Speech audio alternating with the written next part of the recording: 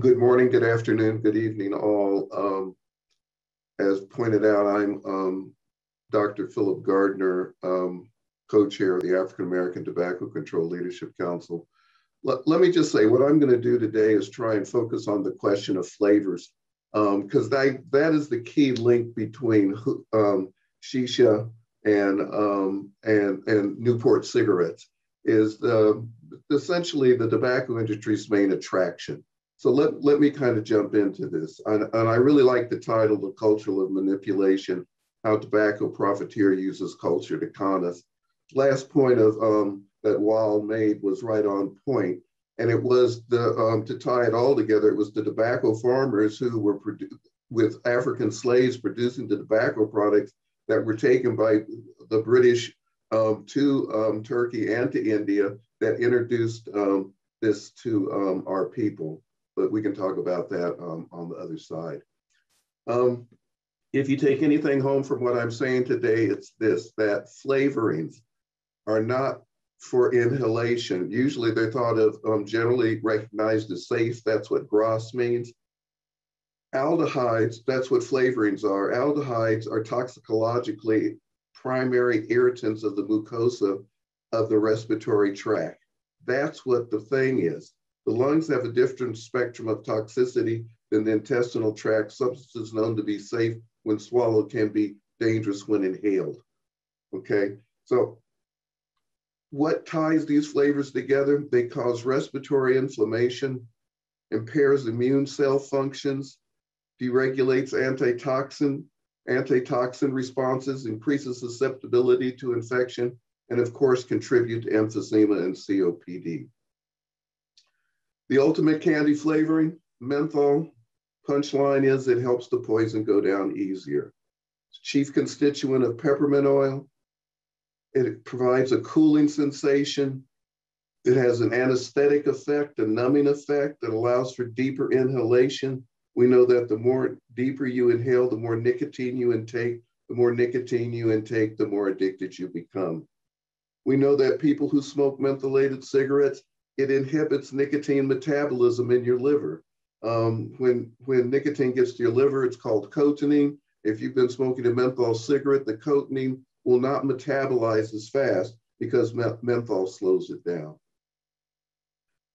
Big word, independent sensory activation of neurotransmitter. The punchline here is that people who smoke menthol cigarettes produce more nicotine receptors in their brain, and given those more nicotine receptors in their brain, they need to fill them up even more. This leads to, of course, if you have more of them in their brain, it makes it harder to quit. And probably most problematic is greater cell permeability. When you have menthol in something, in smoke, it penetrates the cell membrane much more efficiently than if there isn't menthol in it. So this is what flavorings do. And I just want to be clear. I know Tracy said it was going to be the science of hookah. No, this is the science of flavors, and what links the relationship between hookah and cigarettes is it's the flavors. It's the flavors. It's the flavors. So where are we today with this? And I just want, this is really a major take home. About half of all high school smokers use menthol cigarettes. Over 500,000 kids, middle and high schoolers, use menthol cigarettes. This is the attraction, is the flavor. Where are we today? This is has to do with this study that 50% in the past 30-day youth cigarette smoking reported smoking menthol cigarettes. These are recent studies.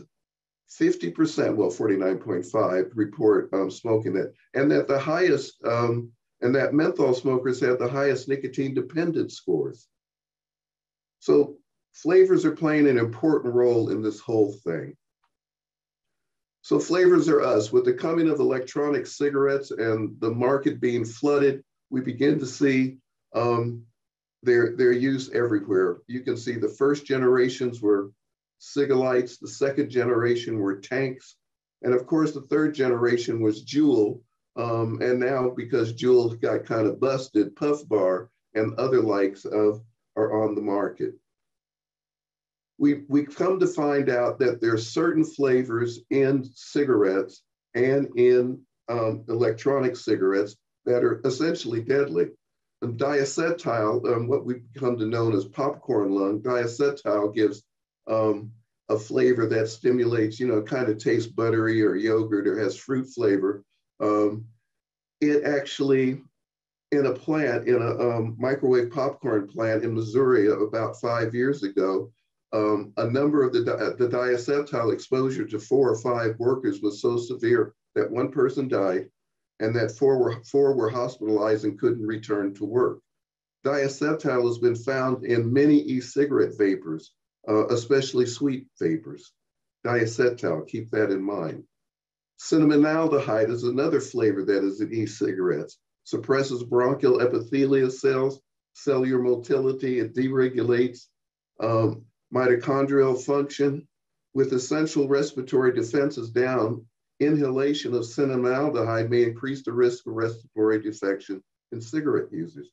Notice these are recent studies. This is what kids are using, whether it's menthol cigarettes, e-cigarettes, we'll do hookah here in a minute. This is what's kind of going on. Here's a study that looked at 51 types of flavors in e-cigarettes. Diacetyl was found in 39 of the 51. This is what kids are using. Again, another study looking at 159 distinct liquids and aerosols were analyzed. Nearly 75% of the samples had diacetyl in them. This is, well, I had to look this up when I first saw this, is that the combination of the viscosity of e-liquids and some classes of chemicals and sweet flavors may increase the risk of karyogenic potential. The punchline is if you use some type of flavored e-cigarettes, it can lead to more cavities in your teeth. Flavors. Where are we today? Approximately half of ever flavor users report that they use the same flavor across products. Menthol users were the highest at 52%. E-pens and e-hookahs. Now, why this is important, a lot of hookah, these new contraptions that are coming out are saying, well, there's no tobacco and there's just flavors like cherry, chocolate, vanilla, and bubblegum. The flavors, again, and this is why we started the discussion with this, are aldehydes. These aldehydes are not good for you, and they're respiratory irritants. And so they're even bad for kids, whether they have nicotine in them or not. We've already seen the picture of the hookah, how that works. I won't go back through that. As pointed out, there's 10 times the amount of carbon monoxide, 25 times the amount of tar. It's really outrageous. Weil did this already. This is just another one looking into this. I like to keep my citations, kind of current. So I just did this again. What was amazing to me about this is the amount of lead that is found in hookah products when smoked. Hookah lounges, it's all about, people were going to say it's all about the culture, it's all about friendship, it's all about that, it's all about the flavors.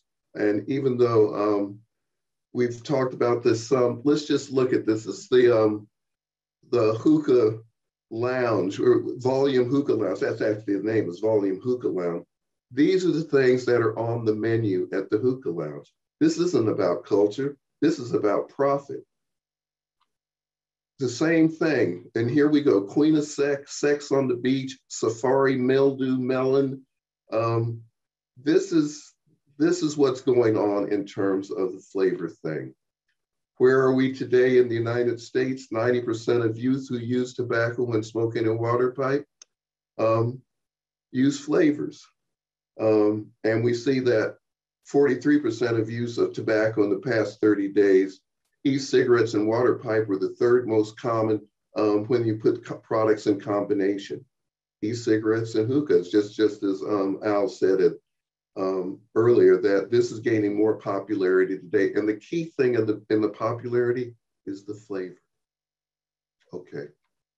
The take-home message, Whether it's cigarettes, shisha, cigars, cigarillos, e-juices, or any other tobacco product, menthol in all flavors makes the poison go down easier.